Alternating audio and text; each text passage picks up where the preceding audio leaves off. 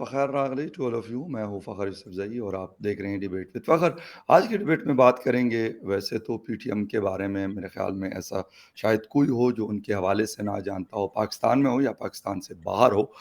एक बहुत बड़ा नाम बनाया है इस मैं ये कहूँगा छोटी-सी ऑर्गनाइज़ेशन थी, एक कुछ लोगों ने इसका आगाज़ किया था, कोई पॉलिटिकल पार्टी तो नहीं कह सकते, एक मूवमेंट थी। लेकिन अ, आजकल इनका नारा हो या उनकी पहुँच हो, काफ़ी जगहों तक है और मंजूर पश्तीन साहब के हवाले से कुछ लोग एतराज़ भी करते हैं और कुछ लोग बड़ी तारीफ़ भी करते हैं। लेकिन अभी कुछ दिन पहले जब इस्लामाबाद में ये लोग आए और वहाँ पे शीरीन मज़ारी की बेटी ईमान मज़ारी जो लॉयर है बाय प्रोफ़ेशन, उन्होंने वहाँ पे एक स्पीच की और उसके बाद उनकी गिरफ्तारी अमल में आई। क्या हुआ, क्यों हुआ और कैसे हुआ? इन मुद्दों के ऊपर बात करेंगे और फिर अपने पाकिस्तान की अंदर होने वाली इस तरह की चीज़ें, इसके ऊपर सख्तियाँ ख़त्म होनी चाहिए, दरमियाना रखना चाहिए या क्या होना चाहिए, इसका सॉल्यूशन क्या है? और लोगों की जो ग्रीवियंसेज़ है, वो कैसे सॉर्ट आउट होंगे? ये हमारा आज का मेन मुद्दा होगा और हमें जॉइन करें, पहली दफ़ा सीनियर एनालिस्ट हैं, यकीनन आप सब लोग देखते रहते हैं, जानते हैं, वसीम अल्ताफ़ साहब मुझे जॉइन कर रहे हैं। Thank you very much sir for joining my show. Thank you ji, बहुत मेहरबानी जी। मैं जी सीनियर भी नहीं हूँ और एनालिस्ट भी नहीं हूँ। तो आपने थोड़ा-सा जो मुझे इज़्ज़त अफ़ज़ाई दी है, इसको मैं थोड़ा-सा नहीं, मॉडिफ़ाई कर दूँ बस कोई एक मसला नहीं। जी, जी। थैंक यू सर, बहुत शुक्रिया आपके आपके वक़्त के लिए। सर पीटीएम के हवाले से शुरू-शुरू में 2017-18 में जब ये लोग नेशनल प्रेस क्लब में आए थे, यकीनन आपको भी याद होगा, मुझे भी मेरे चैनल ने उसको कवर करने के लिए भेजा था, तो हमारे लिए बड़ी एक हैरानकुन किस्म की चीज़ थी। लेकिन अभी की सिचुएशन शायद तब्दील है, उनकी पावर या उनके साथ जो स्ट्रीट पावर है, वो मेरे ख़्याल में काफ़ी ज़्यादा हुई है। सर कैसा देख रहे हैं आप कि ये मूवमेंट जो है, वाक़ई में कुछ लोग इसके ऊपर कुछ ऑब्जेक्शंस भी करते हैं। आपका अपना पॉइंट ऑफ व्यू यकीनन होगा। मैं भी करीब से काफ़ी अरसे से 6-7 सालों से देख रहा हूँ। कोई कहता है एस्टेब्लिशमेंट के खिलाफ है, कोई कहते हैं कि एस्टेब्लिशमेंट के साथ है। लेकिन सर आपका क्या पॉइंट ऑफ व्यू कि इस तरह की मूवमेंट से हमारी सोसाइटी को कितना फ़ायदा हो सकता है या नुकसान हो सकता देखिए, बात ये है कि ये कहना बड़ा आसान है, किसी को लेबल करना, ब्रांड करना, जी ये तो है? गद्दार जी, है, ये बिल्कुल इंडिया का सर। एजेंट है, ये बाहर जी, से पैसे बिल्कुल। लेता है, ये बहुत यस सर। आसान है। ये बिल्कुल आपको बना-बनाया एक हर चीज़ का एक जवाब मिल जाता है। आप यस सर। ब्रांड कर दें, बात खत्म होगी। सर, लेकिन ऐसा नहीं है, ये जेन्युइन लोग हैं, इनकी जो डिमांड्स हैं, वो बहुत जेन्युइन हैं ज़बरदस्त। और ये जो कुछ भी कर रहे हैं ना, वो एक अवामी रद्द-ए-अमल है, वो एक सिविल सोसाइटी का रद्द-ए-अमल है, वो राइट। हमारी जो यंग एक पश्तून कौम है, उसके नौजवानों का रद्द-ए-अमल है, जो कुछ वो उन्होंने देखा है और जो कुछ उन्होंने एक्सपीरियंस किया वहाँ पे। तो अब बात ये है कि ये कहना कि जी आप डी-माइनिंग करें, अब वो जो इलाका है अगर आप देखें तो बिल्कुल। सबसे ज़्यादा जो सफ़र किया है ना, वो पश्तूनों ने सफ़र किया वहाँ पे। यस सर, बिल्कुल। जितनी दहशतगर्दी हुई है और यस, अफ़गान वॉर उससे पहले, यस, सबसे ज़्यादा उन्होंने सफ़र की है। एग्ज़ैक्टली सर, उनके इलाकों में माइन्स बिछा दी गई हैं। बिल्कुल। 2009 से वो 35 से ज़्यादा लोग वो उन माइन्स का शिकार बने यस, हैं। बिल्कुल। उसके बाद फिर आप ये देखें कि उनकी जेन्युइन डिमांड थी वो नकीबुल्लाह महसूद के हवाले से कि बिल्कुल इस सर।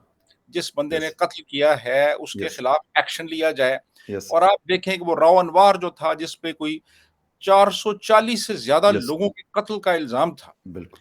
वो आप देखिए कि वो अदालत में आता था, तो ऐसे आता था जैसे कि कोई बहुत बड़ा बदमाश आ रहा है। Hero sir, as hero hero. के तौर पे उसको लाया यस, जाता था, उसको बिल्कुल। हथकड़ी भी नहीं लगाई गई यस, और वो मज़े से घूम फिर रहा है। बिल्कुल, लेकिन नकीबुल्लाह महसूद का जो कातिल है, उसके खिलाफ कोई एक्शन नहीं लिया गया। बिल्कुल। डीमाइनिंग नहीं की गई। उसके बाद फिर जो लोग जबरी तौर पे गुमशुदा हैं, यस, उनके हवाले से इनकी बड़ी जेन्युइन डिमांड है कि इन लोगों को अदालतों में पेश किया जाए बाकायदा तौर पे, हमें पता हो इनके वेयर अबाउट्स का और जो एक बिल्कुल। कानूनी प्रोसेस है उसको अडॉप्ट किया जाए। और यस, फिर वो ये कहते हैं जी कि एक ट्रुथ एंड रिकंसिलिएशन कमीशन जो है वो कायम किया जाए, जो एग्ज़ैक्टली। कि तमाम लोग जिन पे इल्ज़ामात हैं और जिन लोगों को मतून किया गया है, उनके हवाले से हकायक सामने लाए जाएँ। अब आप मुझे ये बताइए कि ये सारी जो डिमांड्स हैं, इनमें गलत क्या है? बिल्कुल इनमें सर। कौन-सी ऐसी बात है कि आप कहें कि जी मंजूर पश्तीन गद्दार है? बिल्कुल, या अली सही कह रहे वज़ीर गद्दार है, हैं। जी, या गुलालई इस्माइल जो है वो गद्दार है। आप मुझे जी, बताएँ, जी, इसमें कौन-सी बिल्कुल, गद्दारी की बात है? जेन्युइन डिमांड्स हैं उनकी। जी, और ये जेन्युइन लोग हैं। अब इनको बिल्कुल आप देखें ना कि मेन स्ट्रीम मीडिया पे इनको आने की इजाज़त नहीं है, सारा ब्लैकआउट कर दिया गया है। अभी ये जो इस्लामाबाद आए, तरनौल पे इन्होंने जलसा किया, जी। वो तो हमें सोशल मीडिया से पता चला कि वहाँ पे क्या हुआ। Absolutely right. Yes sir. जी। अच्छा सर, मुझे ये बताइएगा कि हमने हमेशा इस तरह की आवाज़ों को दबाने 1947 से अनफॉर्च्यूनेटली 2023 तक हम आए, लेकिन हम कहते हैं कि शायद ऐसी आवाज़ें दबाने से हम फ़ायदे में रह जाएँगे, लेकिन हमारे हालाँकि हमारा पाकिस्तान 2 टुकड़े हुआ, अफ़गान वॉर में आपने खुद ज़िक्र किया कि हमने बेतहाशा नुकसान किया। जिहाद के नाम पे वली खान साहब का कहना था कि ये फ़साद है, छोड़ दें इसको, इससे साइड पे रहें, लेकिन हम नहीं हुए। फिर मंजूर पश्तीन जैसा यंग आदमी निकलता है और वो कहते हैं यार मुझे कुछ नहीं चाहिए, मुझे ना आपसे पैसा चाहिए, ना कुछ और। लेकिन उसको गद्दार कभी कहते हैं इंडिया से पैसे, कभी कहते हैं कि अफ़गानिस्तान इसको पैसे देता है। अब तो अफ़गानिस्तान में भी हुकूमत तालिबान की आ गई। लेकिन सर ऐसी आवाज़ें दबाने से क्या कभी हमने कोई फ़ायदा हासिल किया? हमारे अरबाब इख्तियार को ये बात समझ क्यों नहीं आती? देखिए ये हमारी ट्रेडिशन रही है। राइट, ये हमारी ट्रेडिशन रही है। हमने यस, हुसैन शहीद सोर वर्दी को भी हमने यस गद्दार सर। कहा।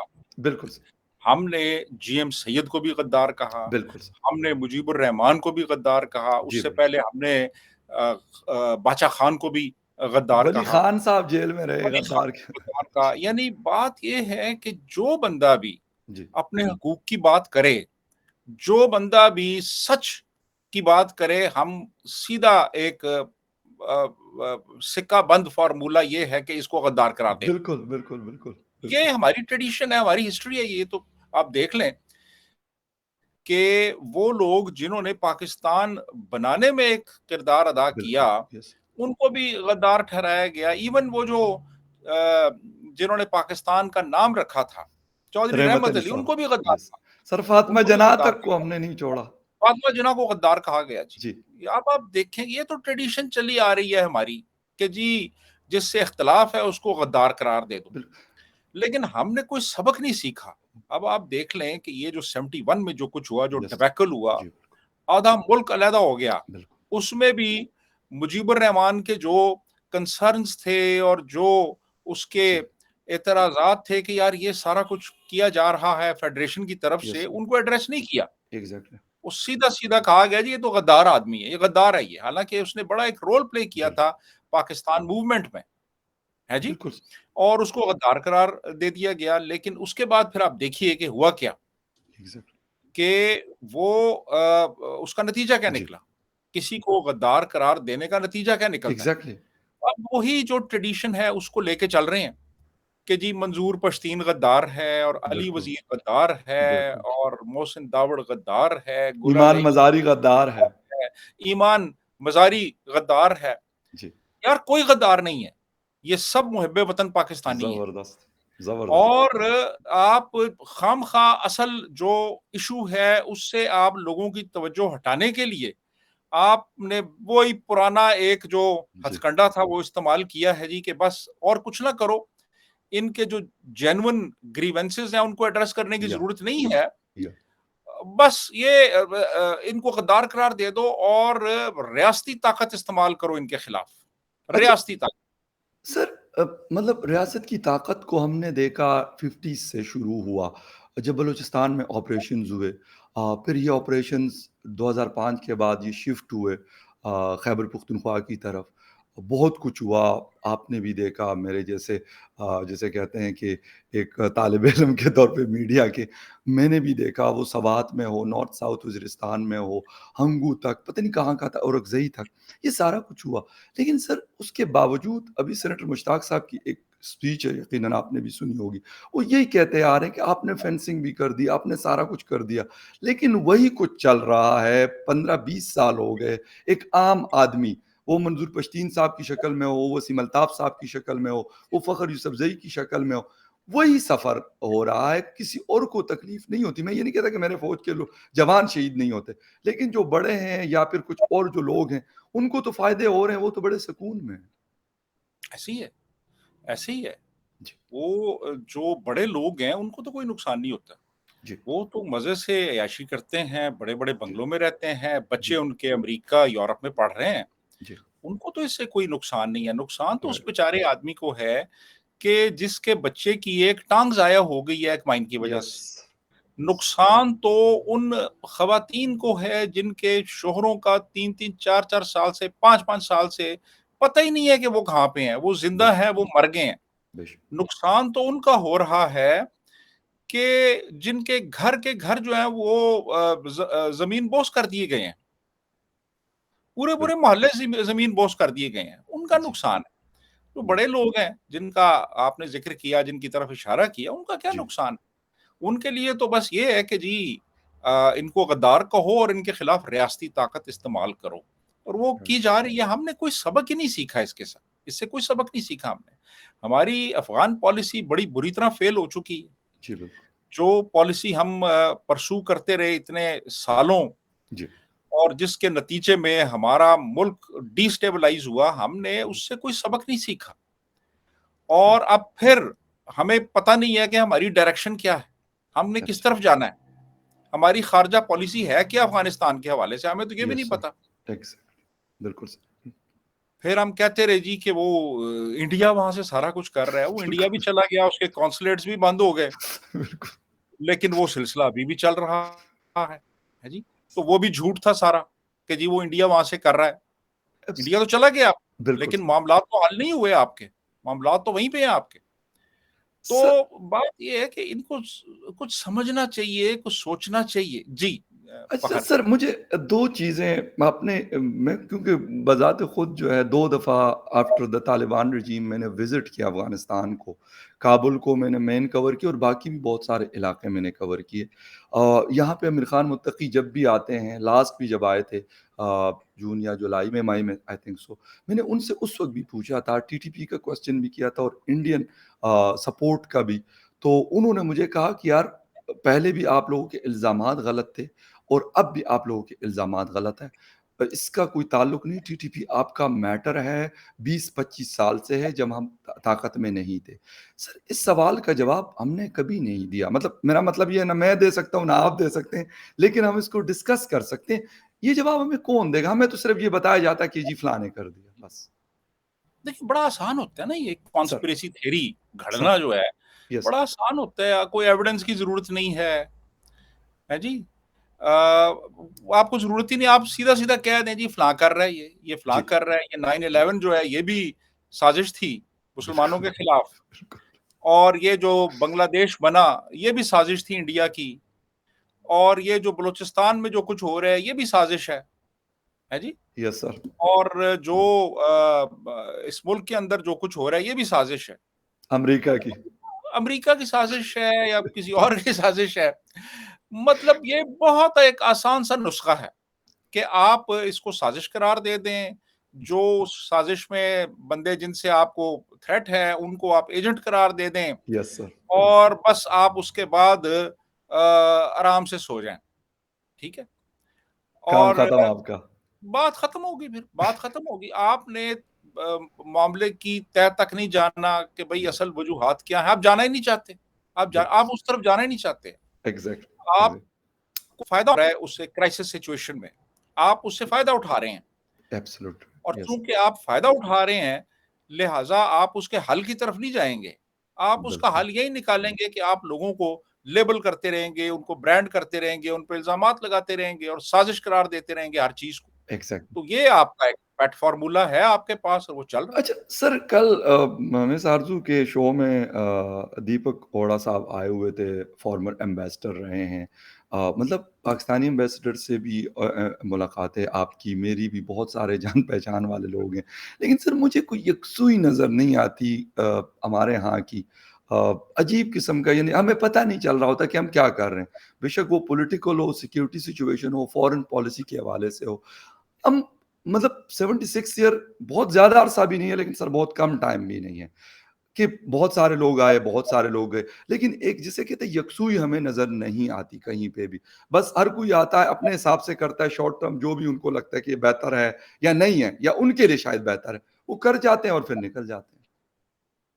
देखिए ना, यहाँ पे मसला ये हो गया है कि पावर सेंटर्स बहुत से बन चुके हैं यहाँ पे। जी, यहाँ पे अगर ये कहा जाए कि हमारी फ़ॉरेन पॉलिसी सिर्फ़ फ़ॉरेन ऑफ़िस बना रहा है या हुकूमत बना रही है, तो ऐसा नहीं है। बिल्कुल सर। इसमें और भी इदारे शामिल हैं। Exactly sir. तो जब बहुत से मुख्तलिफ इदारे, यानी ऐसा ही है जैसे बहुत से मुख्तलिफ बावर्ची एक ख़ास किस्म की डिश बना रहे हों। यस सर, बिल्कुल सर। एक ही डिश बहुत से बावर्ची अगर बना रहे हों, तो वो कैसी डिश बनेगी आप इससे अंदाज़ा लगा लेना। तो वैसे ही हमारी फ़ॉरेन पॉलिसी है। चूँकि इतने ज़्यादा इदारे इन्वॉल्व्ड हैं, इतने लोगों के वेस्टेड इंटरेस्ट्स उसमें शामिल हो चुके हैं, जी, तो कोई एक फ़ोकस्ड फ़ॉरेन पॉलिसी नहीं है हमारी। हर एक की जो इनपुट है वो दूसरे की इनपुट से वो क्लैश कर रही है। यस, और वो लोग जिनका एक्चुअली कोई लेना-देना ही नहीं है डिप्लोमेसी के साथ, वो लोग भी इसमें शामिल हो चुके हैं। तो जब ये हालात होंगे, तो फिर ज़ाहिर है कि फिर तो कोई फ़ॉरेन पॉलिसी होगी ही नहीं, और ना हमारी कोई है इस वक़्त फ़ॉरेन पॉलिसी। दुनिया में आप देख लें हाँ, कि इस वक़्त हालात ये हैं जी, कि कितने मुल्क हैं आप मुझे बताएँ जो हमें कश्मीर इश्यू पे सपोर्ट कर रहे हैं। इवन आप जो यस, इस्लामिक कंट्रीज़ हैं उनमें आप देख लें कितने मुल्क हैं। Agree sir, 1 agree sir. होगा, 2 हो गए, शायद ये भी नहीं है अभी इस वक़्त। और बाकी दुनिया जो है उसमें आप की जो आपकी प्रेस्टीज है, आपकी रिस्पेक्ट है, उसका अंदाज़ा इससे लगा लें कि इस वक़्त नीचे से चौथे नंबर पे है हमारा पासपोर्ट। बिल्कुल, बिल्कुल सर। तो जब यस, ये आपकी आपका हाल हो, आपके जितने भी आपके जो डेवलपमेंट जो इंडिकेटर्स हैं, वो जी, लोएस्ट लेवल पे हों, जी, और और फिर आपकी कोई रिस्पेक्ट ही ना हो या दुनिया में। बिल्कुल, बिल्कुल सर। अभी वो कल ही के प्रोग्राम का जिसका आप ज़िक्र कर रहे थे, सर, उसमें वो एम्बेसडर साहब ये बता रहे थे कि मैं अमेरिका गया, वहाँ पे एक ऑफ़िशियल था कस्टम्स का, उसने मेरे से पूछा, आप कहाँ से हैं? मैंने कहा इंडिया से। उसने कहा कि आप मुसलमान हैं? तो मैंने उससे कहा नहीं जी, मैं मुसलमान नहीं हूँ, मैं हिंदू हूँ। जी, तो जी। उन्होंने कहा ठीक है जी, आप जाएँ, और अगर आप मुसलमान होते तो फिर मैं आपकी तलाशी लेता, फिर मैं आपकी ओह! तलाशी लेता। राइट, राइट, तो ये मुसलमानों का इस वक़्त एक तासुर है दुनिया में। और एग्ज़ैक्टली, एग्ज़ मुसलमान हो और ऊपर से पाकिस्तानी भी हो, तो वो तो फिर आपको एक अलग लाइन में खड़ा कर लेते हैं ना जी, आप ज़रा इधर खड़े हों, जी, तलाशी दें अपनी, हैं जी? और ज़रा ब आप चेक कराएँ क्या-क्या लेके जा रहे हैं आप। एग्ज़ैक्टली, ठीक है। एग्ज़ैक्टली, बिल्कुल। तो अच्छा, ये इस हाल तक हम पहुँच चुके हैं, और इन्हीं लोगों की वजह से, ये लेकिन जिन्होंने हमारी फ़ॉरेन पॉलिसी को तबाह और बर्बाद करके रख दी है। Agree sir. अच्छा सर, लेकिन इसके बावजूद हम बातें ऐसी करते हैं जी, हम तो न्यूक्लियर पावर हैं, हमारे पास तो फलाँ किस्म का मिसाइल है, हम तो ये कर लेंगे। वाक़ई ऐसा है कि अगर एटम बम हमारे पास है तो सारा कुछ वाह-वाह है, सब कुछ परफेक्ट है और इकोनॉमी हो, पॉलिटिकल सर मुझे ये बात समझ नहीं आती। यकीन करें 1998 से हम ये इससे पहले भी हम सुनते थे कि पता नहीं है कि नहीं है जब मैं स्कूल में था और उसके बाद जब बन गया तो कहते हैं बस अब तो हम जिसको जो मर्ज़ी कह दें। हम किसी का गिरबान पकड़ ले या किसी को गाली दे दे, कोई हमारा कुछ बिगाड़ ही नहीं सकता। ये एक बहुत बड़ा एक डिल्यूज़न है। Okay sir. एक इनको ये एक वहम है कि जी, जी इनके पास चूँकि एटम बम है, जी, लिहाज़ा ये दुनिया को ब्लैकमेल कर सकते हैं। राइट। आप दुनिया को एटम बम से ब्लैकमेल नहीं कर सकते। Yes sir. आप देखिए 99 में जंग होते-होते रह गई थी, वो अमेरिका इन्वॉल्व हुआ था, और कारगिल उस में। हाँ, हाँ, कारगिल जब हुआ है तो उसके जी, बाद तो सिचुएशन बहुत खासी खराब हो गई खराब। थी ना, यानी yes sir. Borders, international borders के ऊपर भी फौजें आ गई थी आप। बिल्कुल सर, बिल्कुल सर। अ, ये बल्कि उससे पहले वो आप वो देखिए, वो जो पार्लियामेंट पे अटैक हुआ था, इंडियन पार्लियामेंट पे जब अटैक हुआ जी, था, जी। उस वक़्त भी सिचुएशन खासी खराब हो गई खराब थी। थी, टेंस सिचुएशन थी। हाँ, तो मेरा मतलब है कि ये जो एटम बम वगैरह होते हैं, ये इस बात की गारंटी नहीं होते कि आप इतने ताकतवर हो गए हैं कि अब जंग नहीं हो सकती। और दूसरा ये है कि दुनिया की नज़रें इस वक़्त हमारे इस पूरे एटॉमिक जो आर्सेनल है, इसके ऊपर हैं। हम सोच भी नहीं सकते कि हम इनका इस्तेमाल करें, हम तसव्वुर भी नहीं कर सकते। हमने जिस दिन ये सोचा भी, तो आप देखिएगा कि उसका फॉल आउट क्या होगा? तो बाकी ये है कि एटम बमों से कौमों की इज़्ज़तें जो हैं वो नहीं बनती। बिल्कुल सही, स्विट्ज़रलैंड के पास तो कोई नहीं है, ना कनाडा के बिल्कुल। पास है, ना जी, ऑस्ट्रेलिया के पास है, ना जर्मनी के पास है, ना जापान के पास। बिल्कुल। लेकिन इनके पासपोर्ट्स की वैल्यू आप देखें। टॉप इनके 10 में हाँ, ये मुल्क जो हैं इनको इनके शहरी दुनिया में कहीं भी जाएँ, बिल्कुल, उनके लिए यानी वीज़े की भी ज़रूरत नहीं है बहुत से मुल्कों में। बिल्कुल, बिल्कुल। ये ये जो आपका पासपोर्ट होता है ना, उसके अंदर उतनी जान होती है जितनी आपके मुल्क के अंदर जान होती है। बेशक, बिल्कुल। पासपोर्ट को देख के जो आपके साथ रवैया इख्तियार किया जाता है एयरपोर्टों के ऊपर, उससे आपको पता चल जाता है जी कि आपका मुल्क क्या है, किस मुल्क से आप बिलॉन्ग कर बेशक, रहे हैं। बेशक। ये सब्ज़ पासपोर्ट जो है, इसकी क्या वैल्यू है। बिल्कुल, बिल्कुल। और आप देख लें, आप जो कैनेडियन पासपोर्ट है या ऑस्ट्रेलियन पासपोर्ट है, ये इनके पास तो बम नहीं है। Singapore sir? सिंगापुर यस, देख लें, इनके शहरियों की तो तलाशी भी नहीं ली जाती यार आप यस पाकिस्तानियों को सर। तो इवन आप सऊदी अरेबिया में जाएँ, सर यूएई, तो वो सऊदी क्या अरेबिया। हाँ जी, सऊदी अरेबिया आप जाएँ वहाँ पे, आपके वो जो इस्लामी भाई हैं, वो कहेंगे जी इधर इधर खड़े हो जाएँ आप, हैं जी? पहले ज़रा स्पेशल तलाशी लें। ट्रीटमेंट। हाँ, पहले ज़रा दिखाएँ ना क्या-क्या लेके क्या जा रहे हैं आप। बिल्कुल। तो नहीं, एटम बमों से इज़्ज़तें नहीं बनती कौमों की। कौमों की बिल्कुल इज़्ज़तें जो है वो बनती हैं आपके मुल्क में आप इकोनॉमी में इकोनॉमिकली कितने आप स्ट्रॉन्ग हैं। आप एब्सोल्यूटली दुनिया को क्या दे सकते हैं, एग्ज़ैक्टली, बिल्कुल सही। ठीक है जी? लेकिन सर आपके जी, जी। जी, जी बताइए। बिल्कुल सर, मैं इसलिए आपसे ये बात अपने इसलिए मैं आपसे इसलिए मैं पूछना चाह रहा था एटम बम का, क्योंकि बहुत सारे लोगों को, अब वैसे लोगों के माइंड तो मैंने देखे हैं कि आम आवाम के बड़े क्लियर हैं।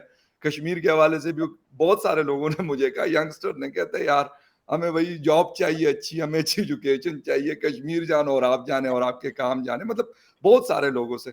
सर एक आखिरी सवाल, क्योंकि ईमान मज़ारी हमारी एक यंग वो है, मेरा खुद पी का एक्ट का एक केस है और उसमें उसने मुझे बहुत हेल्प की है। मतलब मैं बहुत ज़्यादा उसको मैंने थैंक यू पहले भी कहा था, लेकिन अब वो बेचारी खुद अब जेल में है। कंडेम भी किया है, जो कुछ हो सकता है वो कर रहे हैं और करेंगे भी। लेकिन सर इस तरीके से हम लोगों की ज़ुबानबंदी या सोच पे ताला लगा सकते हैं और इन कवानीन से सोसाइटी को फ़ायदा हो सकता है या हम मज़ीद बिगड़ सकते हैं? ये आप इस हवाले से बात कर रहे हैं जो उनको अरेस्ट किया जी सर, जी, गया जी। है? जी सर, बिल्कुल। हाँ, नहीं, नहीं देखिए ना ये तो कोई तरीका नहीं है ना, आप तो एक प्रॉपर एफआईआर भी नहीं बना या सकते। बिल्कुल, तो उसके ऊपर अब इल्ज़ाम लगाया जी उसने सड़क ब्लॉक की है और उसने वो जो एंटी रायट किट थी, वो पुलिस के सिपाही से जी, वो जी। छीनी है। यार उस बेचारी 5 फुट 2 इंच उसका कद है, पता नहीं मेरे ख़्याल 60-70 पाउंड उसका वज़न है यार, बिल्कुल, वो उठा भी नहीं सकती उसे उस किट को और वो छीनेगी और वो छीन के क्या करेगी उस एंटी रायट किट को छीन के वो यार क्या करेगी यार वो? बेचारी कमज़ोर सी वो बिल्कुल है, बच्ची बिल्कुल। और उसको जनाब इन्होंने पकड़ लिया है। और पकड़ के वो अब वो उसको रखा हुआ है वहाँ पे, उसका वो रिमांड भी लिया हुआ उन्होंने, 3 वो दिन का। 3 दिन का रिमांड लिया है जी, और बिल्कुल। वो वो क्या है अली, अली अ, वज़ीर साहब। अली वज़ीर उनको भी जी, जी, अरेस्ट किया हुआ है। उनको बिल्कुल, तो बल्कि वो अदालत में जब पेश किया तो कपड़ा ऊपर डाला हुआ था जैसे कोई बिल्कुल। बिल्कुल वो दहशतगर्द ब्लैक है, हालाँकि वो बिल्कुल, एमएनए है बिल्कुल। यार, एमएनए है वो, सर जिस एमएनए वक़्त था वो। हाँ। सर जिस वक़्त पार्लियामेंट में था, 2.5 साल वो बेचारे लांडी जेल में रहे थे और उसका प्रोडक्शन ऑर्डर जारी करने की किसी को जारी नहीं हुआ और मजाल नहीं थी। जनरल बाजवा ने कहा था जी वो माफ़ी माँग ले तो फिर हम उसके छोड़ने बिल्कुल, के बारे में सोच यस सकते सर, हैं। यार एक यस, फ़ौज के जर्नैल का क्या काम है कि वो माफ़ी उससे माँगे। बिल्कुल, बिल्कुल आप इससे अंदाज़ा लगाएँ ना कि वो किस वजह से वो अंदर रहा इतना अरसा, किस एग्ज़ैक्टली, वजह से रहा बिल्कुल, वो? बिल्कुल ठीक, बिल्कुल ठीक। और उसके बाद वो ईमान मज़ारी को उसको पकड़ा है, इनको पकड़ा है, लेकिन यार ये बड़े घटिया से हरबे हैं बिल्कुल और सही। इनसे मामलात हल नहीं होते और बिगड़ते हैं। बिल्कुल सर अफ़सोस इस बात का होता है कि हम जो किताबों में हिस्ट्री पढ़ी उसमें भी यही चीज़ें, और अनफॉर्चुनेटली अब जो खुद देख रहे हैं उसमें भी यही चीज़ें आती हैं कि अगर किसी की ट्वीट है तो उसके ऊपर कहते हैं यार इसको एफआईए साइबर क्राइम का नोटिस भिजवा दो कि ये पेश हो जाए और फिर केस खुल जाता है। बहुत सारे लोगों का, असतूर का चल रहा है, बल्कि असतूर और मेरे एक ही जज के साथ केस लगा हुआ है, हम दोनों का पी कैट का, और ऐसी ऐसी चीज़ें लगाई हुई हैं मुझे खुद समझ नहीं आती कि यार मतलब क्या आपको इससे मिलेगा क्या? ईमान सही बात। मज़ारी का केस हो या अली वज़ीर साहब का हो, अनफॉर्च्युनेटली निकलता कुछ भी नहीं है। लेकिन शायद इन पावरफुल लोगों को ये लगता है कि शायद अब लोग चुप हो जाएँगे, लेकिन अब लगता है ऐसा है कि अब तो ज़्यादा बोलने लग गए हैं। वो यंगस्टर्स जो हमारे वो भी कुल्लम-कुल्ला बोल रहे हैं या कोई और लोग हो। आप जैसे लोगों से सर हमें बड़ा हौसला मिलता है कि आप खुल के बात करते हैं तो हमारा दिल भी मजबूत होता है, बड़ा होता है कि नहीं हमारे साथ और भी बहुत सारे लोग हैं कि वो ऐसी बात कर रहे हैं और इनकी जो गलत पॉलिसी है उनको क्रिटिसाइज़ करते हैं। सर आपके टाइम का बहुत-बहुत शुक्रिया कि आपने शो जॉइन किया and viewers thank you very much for watching debate with Fakhar Yousafzai. किसी और डिबेट में आपसे फिर मिलेंगे, तब तक के लिए take care and bye. Thank you very much. Thank you very much sir, so nice of you.